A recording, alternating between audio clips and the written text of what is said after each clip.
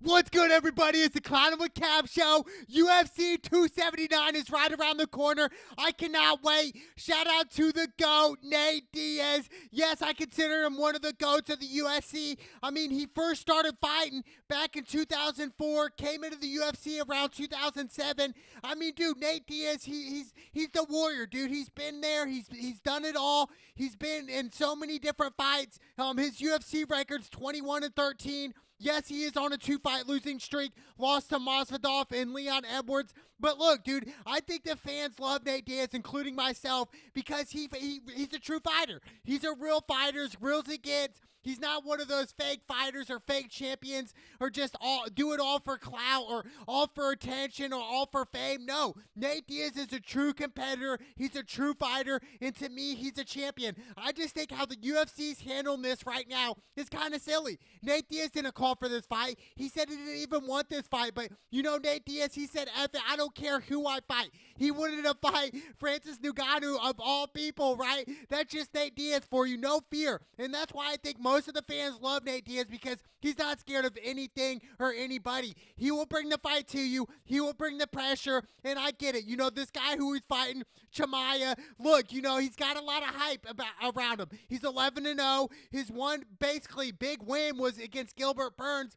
And yes, Gilbert Burns did land some big hits on Chima, which was like, wow, most people would have been knocked out. So I will give Chima some credit, but this is his biggest test yet. I mean, you're going to get to another breed here. We're talking Nate Diaz here. This is a different animal, a different cat. This cat is not going to get tired. So come in the third, fourth, and fifth rounds of this fight, it's going to be kind of hard for Chima to really get in flow, because that's when Nate Diaz starts to pick up the fight, is in the later rounds. So I would give the edge to Nate Diaz the later the fight goes. But obviously, Chima, he's over minus 1,000 plus favorite right now. Those odds might change. Now, Nate Diaz, he's plus 700 right now. And this reminds me of UFC 196. You guys remember that Nate Diaz versus the GOAT, or a lot of people's GOATs, Conor McGregor. And he choked Conor McGregor out. And it was one of those things where it's like, wow. And I saw that fight live, and I really couldn't believe it. When Nate Diaz pulled that off, I was just like, insane, dude. I lost a drink that night. That fight was just incredible. And that was one of Nate Diaz's biggest fight, you know, all the way around, just leading up to that. This fight was back in 2016. It was a minute ago, but still, just the altitude of it, just everything, that all the odds against Nate Diaz, nobody wanted to see Nate win. And he choked out everybody's boy, Conor McGregor, on the biggest stage when the lights were the brightest. I just think Nate Diaz has put on so many big fights for the UFC, and for the UFC and Dana White to just be like, yeah, dude, we're going to give you a hungry fighter, a young fighter who wants to knock everybody's head off. You know, Chima, this is the new guy in town, the new killer. And Nate Diaz said, well, you should kill me then, right? Nate's over here saying all the pressure's on Chima, which I agree, dude. You know, for Chima, it's just like, dude, what else? You know, and I think Chima, what he's going to do in this fight, he's got to be smart. I don't think he wants to brawl with Nate Diaz, because if he does brawl with Nate Diaz, we know how it's going to go. We saw Leon Edwards later in that fight when Leon did get pieced up with under a minute to go against Diaz, and we saw Diaz point at him. That's just, you know, Diaz right there. He's not in it for the wins right now. He's just in it for the legacy. And I think Nate Diaz's legacy is already cemented. Even if he does lose in this fight and gets really, let's say he gets knocked out, Nate Diaz is still a goon. He would never get knocked out, right? I don't think so. Let's say he gets choked out or just loses. At the end of the day, Nate is still a winner, dude. He's still a winner. Coming from where he's come from, the 209, fighting his whole life all the way up into this very moment right now, this weekend in the main card. I just think Nate Diaz's story is so inspiring to a lot of fighters around the world and a lot of non-fighters. It's just like anything is possible in life if you put your mind to it. And that's what Nate Diaz did. I just think the UFC should have just been like, hey, Nate, what fight do you want? You know, who do you want? We saw him want Dustin Poirier. Dustin Poirier, I don't know where he went. You know, he probably went right in. He got his Conor McGregor money, so he's done, dude. You know, that's it for Dustin Poirier. He will not get another title shot. his shot is over. I just think Nate Diaz versus Chima, I think this fight is going to be interesting. I think if Nate Diaz stuffs the takes down and really keeps this fight on foot, I would give this slight advantage to Nate Diaz. Am I going to pick Nate Diaz if I put a milli up? Absolutely not. Now, if I had, an extra 10 bands or so, just a loose money to throw it on, extra tax money, whatever, throw it on Nate. Why not? Plus 700 right now. I could see that going up to plus 750, maybe even plus 800 when the fight comes out. So I just think with everything that's going on, all the odds makers, all the casinos, they're definitely saying Chima's going to raw dog and just go right through Nate Diaz. And most of the experts are saying he's just going to run right through Diaz. He's going to breeze right through him, knock him out, whatever. People just sleep on Nate, dude. Nate is a true warrior. He's a dog. Yes, he gets bloodied up in fights. That's just his scar tissue. I just think Nate is really a true dog. And when it comes down to the test right now, this is the biggest test for Chima. And I'm telling you what, Chima will get hit. And the thing is, it's like Nate Diaz doesn't have the, knockout power, so to speak, one punch. I just think Nate Diaz's biggest strength is his cardio and his combinations. He continues to throw, continues to put pressure on Chima. And I think Chima is going to be in for a big fight here. This is not, if Chima comes into this fight just thinking he's going to just go right through Nate Diaz, hey, the reality check's going to hit. The reality's going to hit for Chima and say, hey, this is a reality check for you. All the hype, everything that's building around you, you're going against a real true warrior here, dude. You're going against a guy who has no fear, who's going to come at you regardless of what you throw at him. Whether it's an overhand right, leg kicks, whatever the case is, Nate Diaz is going to continue to go and continue to push forward just like he always does in all of his fights.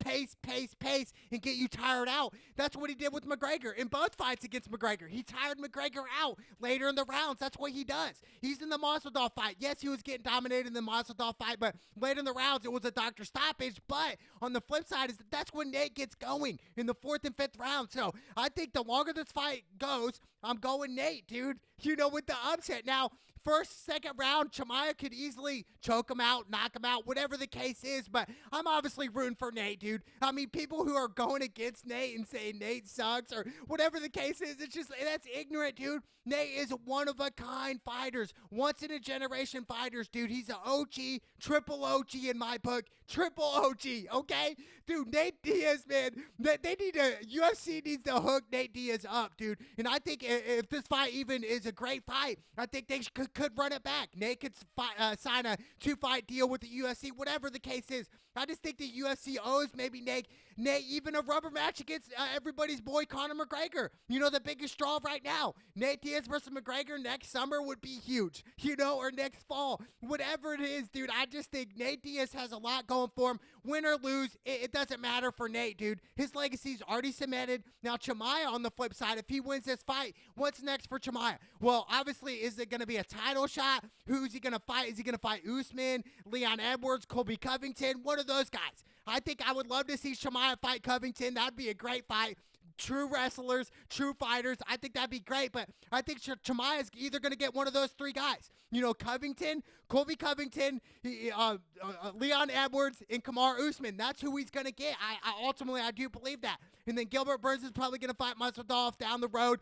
But I just think for Chima, you got to fight the top 3 guys. And those are the top 3 guys. Covington, not Masvidal, Covington, Leon Edwards, and everybody's boy right now who just got KO'd, Kamaru Usman. But I just think that whole fight was just crazy to me. But obviously, I'm rolling with Nate. I'd love to see the long shot hit. But, Chima, if Chima wins this fight, it's probably going to be by decision or in the first 2 rounds. But I think the longer the fight goes, Nate Diaz is in for this, dude. I can't wait, dude. I'm going to be so disappointing if this is Nate Diaz's last fight in the UFC. Whether he goes to boxing, other combat sports, whatever it is, I just would love to see Nate Diaz knock this dude out. I would love to see Nate Diaz choke this dude out. Just cut off all the hype train right now. Okay, this guy's got so much hype in literally a couple fights in the UFC. Nate Diaz had to work his ass off all the time, dude, from the bottom all the way up to the top. he had to go like 20 plus fights before he even got the McGregor fight.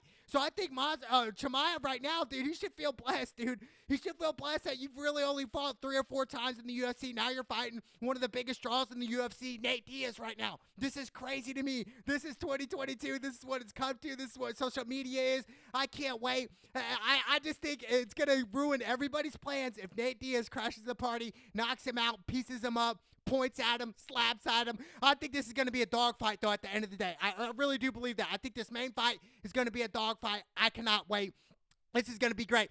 Then we got Tony Ferguson, a legend in the UFC. He's 26-7. He's fighting a guy named Lee. This guy lost to Chima. He got raw dogged by Chima. Once I saw the highlight, I was like, wow, dude, this dude is no joke. You know, Chima is the real deal, right? But, you know, Lee, he's 19-7. You know, like I said, he lost to Chima by a real naked choke. But Tony Ferguson, you know, he's on a 4-fight losing streak, which is terrible right now, right? Tony Ferguson's a legend, but I think he's more towards the end of his career right now. 4-fight losing streak. Yes, he did beat Rafael Dos Anjos, Anthony Pettis, Cowboy, Kevin Lee for the belt. That was a great fight with Tony Ferguson, but I just think overall, Tony Ferguson, what he's done for the UFC as well, just like Nate Diaz, true warriors, true legends in this sport. But ultimately, I think Lee has a slight advantage here. He's younger. He's more hungry, I think. Not to say take away anything from Tony Ferguson. You know, we saw the last, fight. He did get messed up. But at the end of the day, I just think, the age is catching up to Tony. And what would even be worse if he loses this fight? Now he's on a fight losing streak. That'd be terrible, right? I just think Dana White knows that Tony Ferguson's close to the end of his career. I want to see Tony Ferguson win, but I do think that the other guy, Lee's gonna take this fight. I really do, but I'm rooting for Tony Ferguson. And then we got Kevin Holland versus Daniel Rodriguez. Kevin Holland, he's a favorite, -195 right now on some of the sports books.